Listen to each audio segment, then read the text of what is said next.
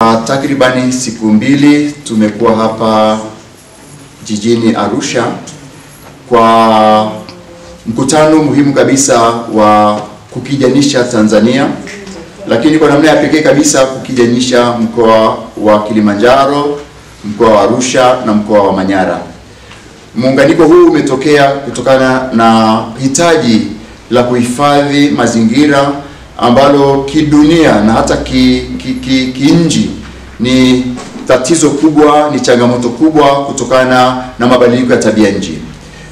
Taasisi mbili ambayo mimi na wenzangu tuliokutanika hapa, taasisi ya KCDE Kilimanjaro Consortium for Development and Environment na taasisi ya shirika la Konrad Adenauer kutoka Dar es Salaam, lakini ni taasisi ya Kijerumani, tumejaribu kuangalia mambo ya msingi kabisa katika mawasilisho ya mazungumzo yetu ya kutetea ukijani wa mama Tanzania, yani hasa katika kuotesha miti rafiki wa mazingira, kutumia na nishati rafiki wa mazingira, majiko banifu na sanifu, lakini pia hitaji la matumizi ya nishati ya jua, wanaita solar energy, katika nchi yetu ya Tanzania.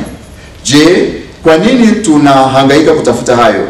Kwa vile kiasi cha joto duniani, na hasa baada ya kumalizika kwa mkutano wa mazingira wa kimataifa kule Belém nchini Brazil, Amerika Kusini, tarehe 21 mwezi wa 11 mwaka huu 2025, tumeona tufuatilie. Mwaka jana kulikuwa kuna mkutano wa kimataifa ulioitwa COP29 na mwaka huu COP30.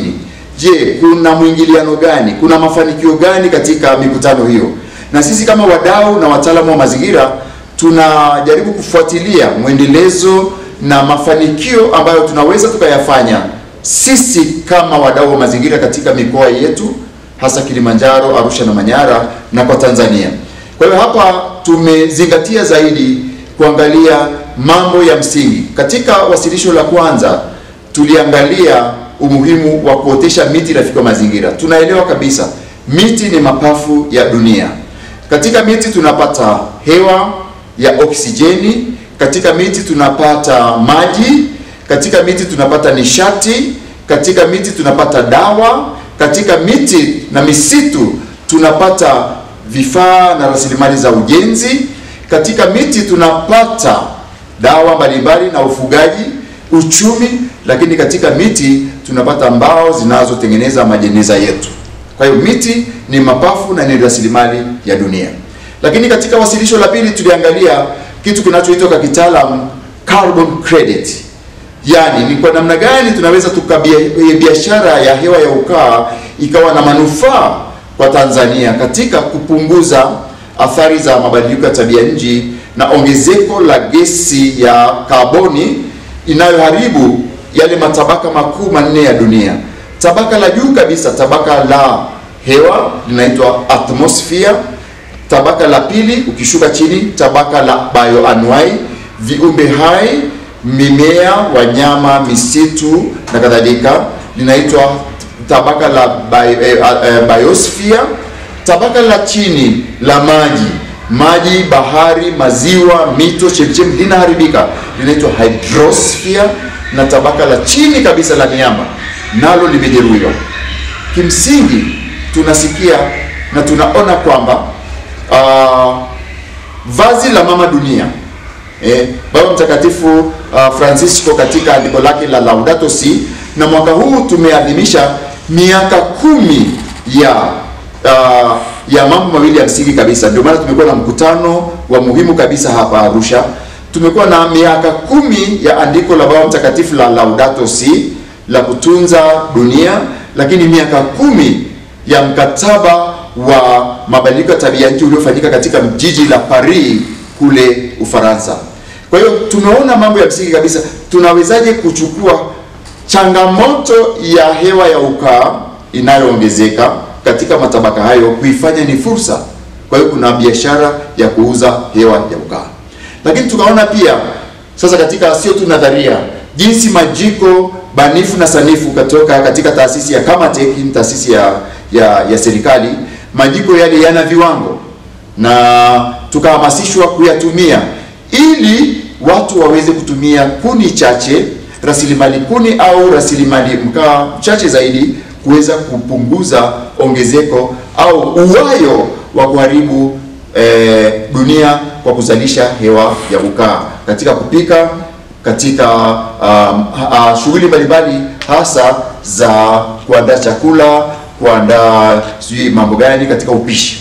Lakini tumeona pia leo mambo ya msingi, hasa katika wale wanaoitwa indigenous people, ambao wanatunza mazingira kwa kutumia study na elimu na tamaduni za utunzaji wa mazingira. Kwa mfano ndugu zetu wa Masai na Wahadzabe kule Ngorongoro, na zile study zao tukaona ni muhimu tukazijua, na wao wanaona mazingira sio tu kama mti. Miti hii inahusishwa na dini na imani na miungu, inahusishwa na vitu mbalimbali. Kwa hiyo swala la Wamasai na Wahadzabe na zile jamii za asili zinazojali na kutunza mazingira ni kitu cha kuheshimu na kutunza, na ndio maana ni lazima kuwa na mbinu mbalimbali katika wadau. Na hapa tumekutana wadau wa imani, wadau wa kidini, faith based organizations, kupeleka ujumbe huu kwa serikali, kupeleka ujumbe huu kwa wadau wengine, kwa civil based societies, taasisi zisizo za kiserikali pia, NGOs, ili tuweze kufikia mahali ambapo ni pazuri.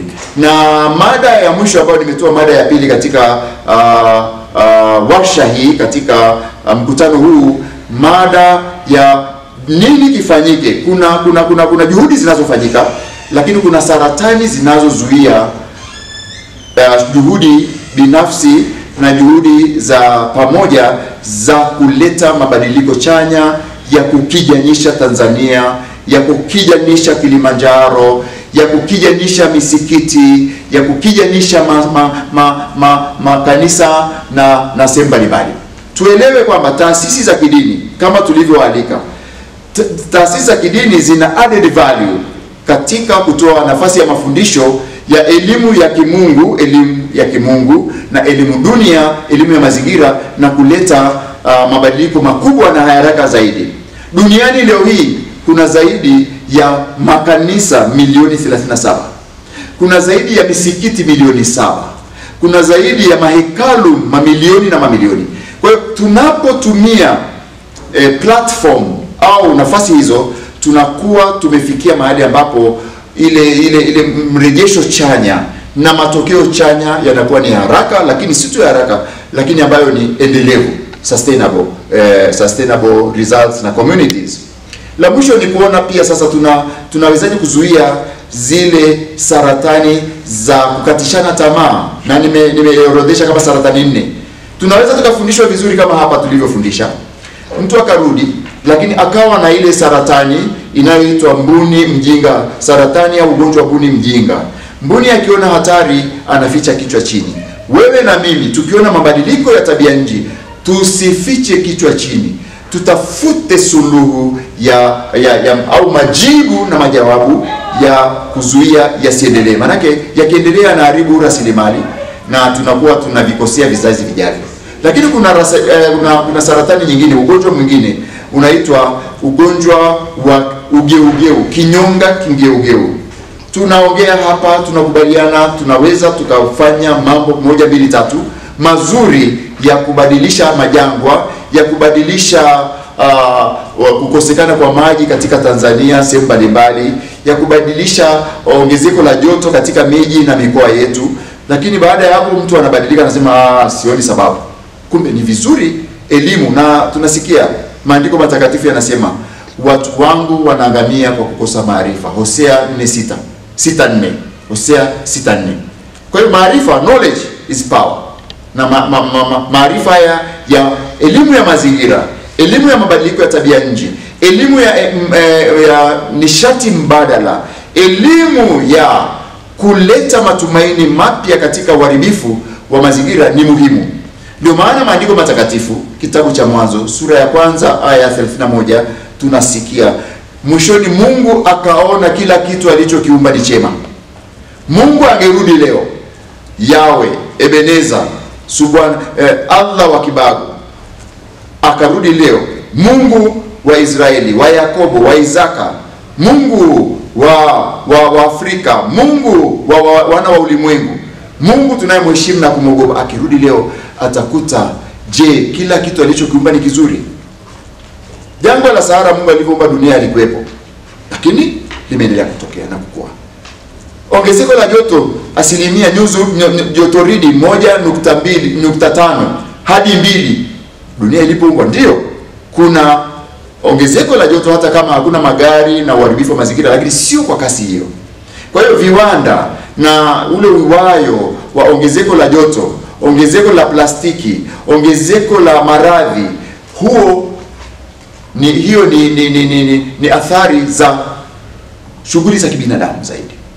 Wanaita anthropocentric approach au contribution katika maana hasi, negative. Kwa hiyo tunafurahi kwamba tunamalizia kongamano letu na washa yetu kwa kuweka mikakati. Mkakati namba 1, kama taasisi za kidini, faith based organizations, ni uelewa wa pamoja kuhusu kinachoendelea duniani, yani mabadiliko na athari hatarishi za mabadiliko ya tabia nchi, climate risks and vulnerabilities. Namba 1. La pili ni kuchochea chachu ya kuwajibika kwa pamoja bila kujali dini, cheo, rangi, mahali. Maana mabadiliko ya tabia nchi yanatuathiri wote bila kujali huyu ni tajiri, huyu ni Muislamu, huyu ni Mkristo, huyu ni Mbuddha. Kwa hiyo tuna a common enemy, lazima tupambane naye. Na tatu ni kuendelea kufanya tafiti, kwa vile bila tafiti hakuna matokeo mazuri. Kufanya tafiti, tunawezaje kusaidia kizazi kijacho kikaweza kuwa na njia and solutions za kupambana na mabadiliko hatarishi ya tabia nchi. Kwa Kilimanjaro, kwa mkoa wa Kilimanjaro, mkoa wa Arusha